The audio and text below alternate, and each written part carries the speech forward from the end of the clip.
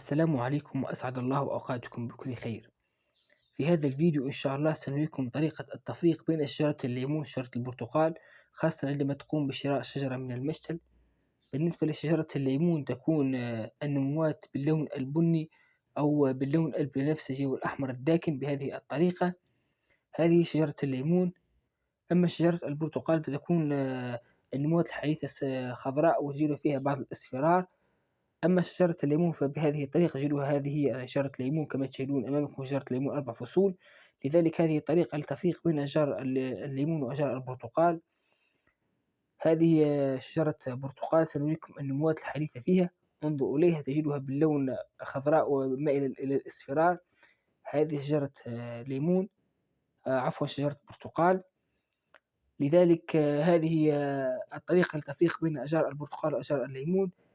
لكن إن كانت شجرة في المشتل وليست بها نموات حديثة، كيف تفرق بها؟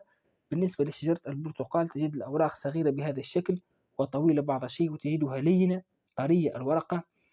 أما شجرة الليمون فتجدها ورقة كبيرة وتجدها خشنة، مثل هذه الشجرة تجدها الأوراق خشنة، عندما تلمس الورقة تجدها خشنة. هذه شجرة الليمون.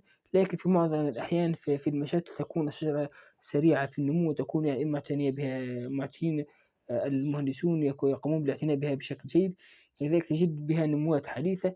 إن وجدت بهذه النموات حديثة وكانت باللون البني أو حمراء بهذا الشكل فهذه شجرة ليمون.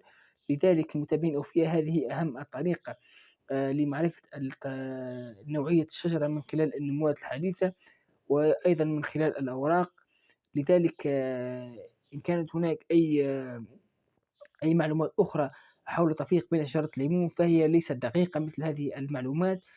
دائما النموات هي التي تفرق بين أشجار الليمون وأيضا الأوراق.